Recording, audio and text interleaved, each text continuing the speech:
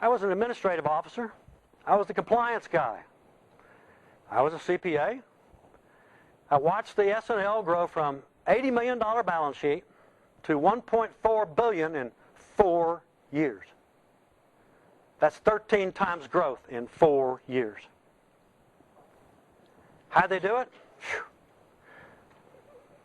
Blowing and going. Loan documentation in a loan file might consist of a bar napkin where the original deal may have been written down, if there was any at all.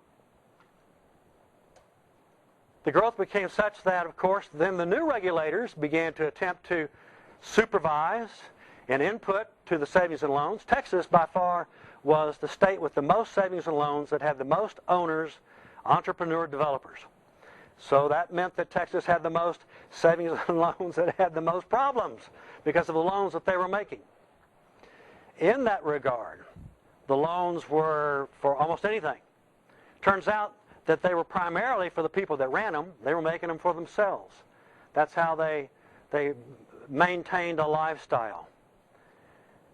The savings and loans at the time, they had the ear of Speaker of the House then, whose name was Jim Wright. He was a congressman from Fort Worth. And they had his ear in that during the weekends, they would get on the phone and they would call him and tell him, we can't make any money. We can't earn our way out of this because the regulators are on top of us. They're telling us we can't do this and we can't do that and we got to do it this way and that's not going to be able to help us make any money. So you got to get them off our backs. Jim Wright believed them. Picked up the phone, would call the head of the Federal Home Loan Bank Board and bend his ear.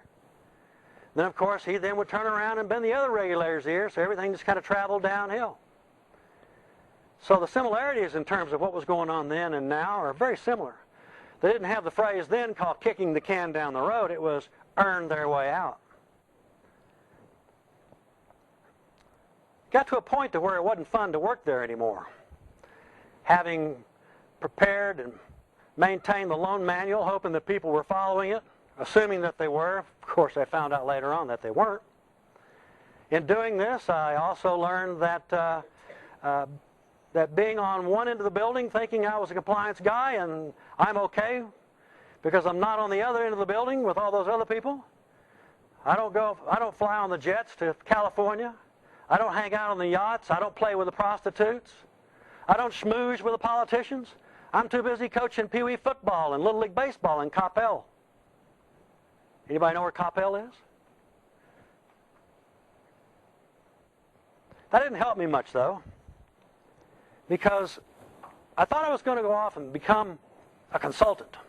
I've seen how an S&L needed to be run from a standpoint of compliance, and most S&Ls then were having a problem with compliance. So I thought I'd have a great set of clients. However, what I learned was that I had a lot of baggage, having worked at the savings and loan. That when I would talk to people on the telephone about coming over and introducing my services, they would say to me, yes, Mr. Smith, please come and talk to us, but while you're here, don't touch anything. It's like I had the plague for where I had worked. Where I had worked, the S&L had a pretty good reputation. I wouldn't say pretty good, pretty bad reputation is what I mean.